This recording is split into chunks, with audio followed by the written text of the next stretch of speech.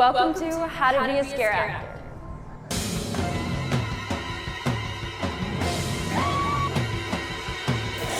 You get to make the job whatever you want to make it. It's more fun than anything else. The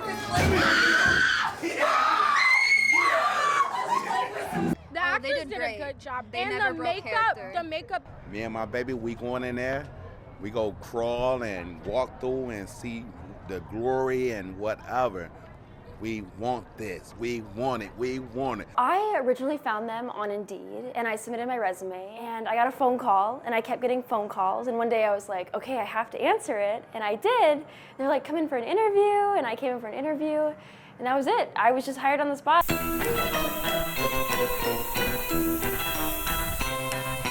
It's more about the motivation that they have. I mean, some people are loud and screaming, some people are quiet and creepy. So everybody brings something different to the table. As long as you want to bring it to the table, we'll work with you. We'll figure out how to make that work within our system here.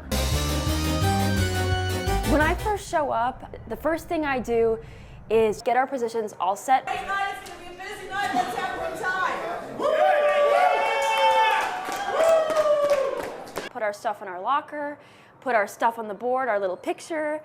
I got my little photo, and I just put it at my spot. So you see it. And then we go to costumes. We either get assigned a costume, we can kind of choose out of a few particulars what we would like to do, and then we go to makeup. Hi, Tracy. Hey, sir. Where you at? I'm Stabby the Clown. Okay. Whatever you want your makeup to be, you can give them ideas, pictures, whatever, they will do it. It's great. No, look this way. That's a person. That's a person. That is a person. When you're a scare actor in the haunted house, you have a specific spot that you have to work in. Whatever you plan to do that time is what you do. You scare them, you entertain them. Whatever it is your part doing as a scare actor, that's what you do when they come. And once they walk through, you have a little bit of a breathing room, and then you're right back at it.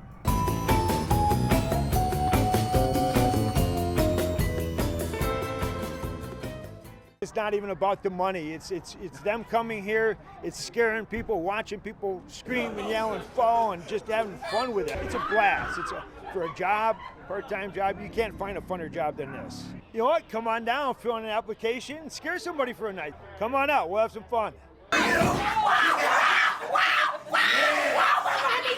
And if you love improv, if you love acting or just having a good time or scaring people, whatever, it is the part for you.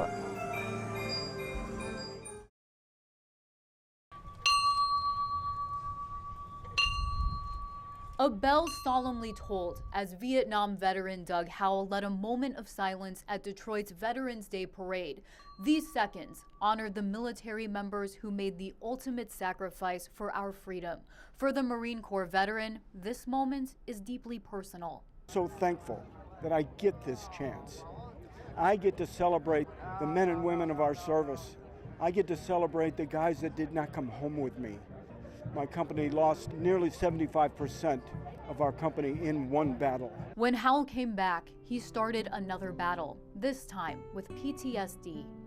I thought that I must not have fought hard enough. I must not have been brave enough. I must not have saved enough Marines. I must not have worked hard enough. Why am I here? And they're not. Lonely and lost, Howell began a journey. I hitchhiked all over the country for several years, trying to run away. And when I finally realized that I couldn't run away, I had to turn around and face it. Coincidentally, what helped Howell face his PTSD was running. I have forgiven myself for many, many transgressions while running long distances, and it's helped giving me the strength to say every morning, okay, I get to start over again today. Howell wanted to share his passion with others. He started the 4-star 4-mile race 7 years ago. On Sunday, more than 100 runners, including veterans and supporters, took off just before the parade began. One of the most important things that I've learned in life is that it's not about me. It's really not. It's about everybody else that's here. The true joy of life is in giving. Overall, more than 1,000 veterans attended the parade on Sunday, filling the streets in Corktown For many here, the sense of community is unmatched. This is not a day of mourning. This is a day of celebration.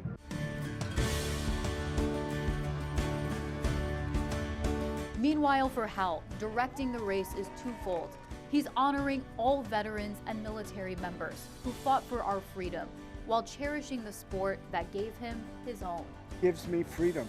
Yes, it does. And it still does today. At the age of 76, I'm still doing 6 and 8 mile runs in the morning, and I'll do it until I fall flat. In Corktown, Veronica Meadows, Fox 2 News. We are hanging out at Moot's Pizzeria, downtown Detroit. I've got Scott here. He is the sous chef, and we are going to make pizzas. Okay, so I'm going to be helping make these pizzas for the homeless today. Scott, as you're teaching me how to make the dough and, stretch it and everything before we put the toppings on, talk to me about what's going on here today. Today we'll be stretching, topping, and baking roughly around 40 pizzas to donate to the Noah Project to help feed the homeless. Pinch, stretch, and top, times 40 to feed 300. Pinch down just a little bit. Okay. Moots' Kitchen Diced mozzarella. is about to get lively. What? You skipped the mushrooms. Oh no, Gotta get the mushrooms? Oh no, I'm going with the flat objects first. Okay, so we'll leave the real work to the experts, except this part. Swinging hot!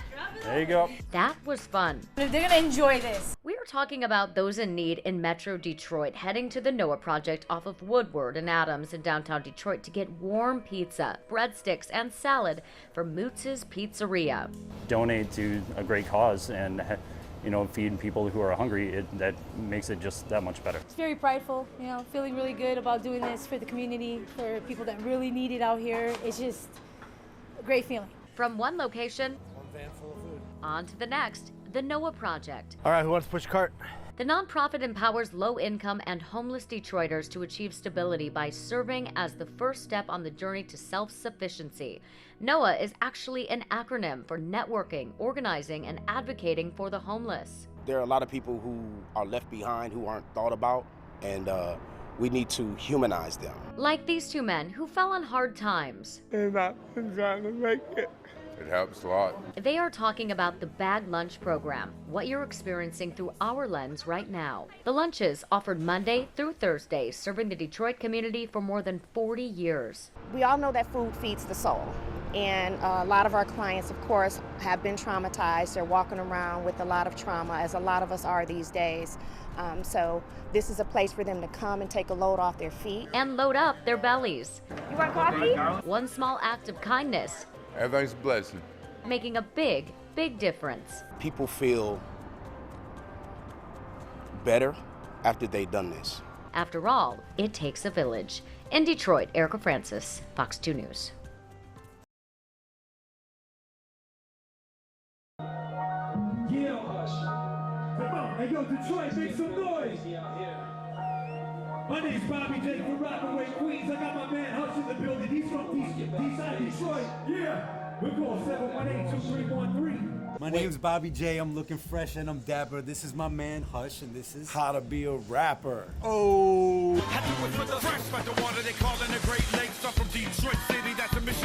Got into it professionally around 1996. Bought a keyboard, started making beats at my house. Met a friend, said let's do something together, and then we put a group together, and then we kind of just started going to all the different clubs in the scene, the different bars, wherever it was. That's where I wanted to be. It's been my life. It's the whole culture of it. Eminem and I at St. Andrews Hall and in a cipher, and and he's spitting a verse and I'm spitting a verse, and and people want to battle and stand in there and going against each other. Hush mentions Eminem. When you think about Eminem, you know his daughter's name. You know who his wife, you know about his relationship with Kim. You know about his relationship with his mom. You know where he grew up. You know his life story. What we talking about? I'm talking about hard work and dedication. There's certain rappers, it's like, I like their records, but I don't know anything about this person. And I think it's that lack of personal connection that that can make an artist a flash in the pan versus somebody that is going to have longevity. The hardest thing about this is making money.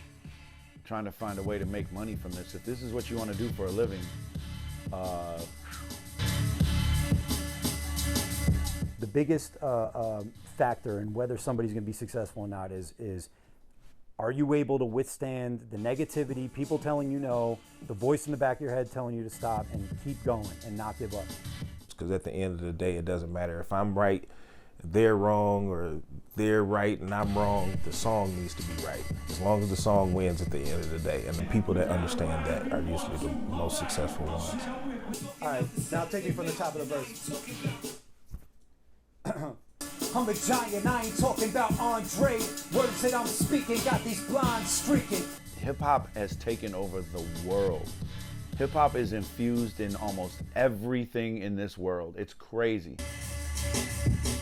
I wake up every day, and the thing that I would do for free, people pay me for it. Absolutely love it. If this is what you want to do, stick with it, you know, and reach out and look for your, you know, your influences.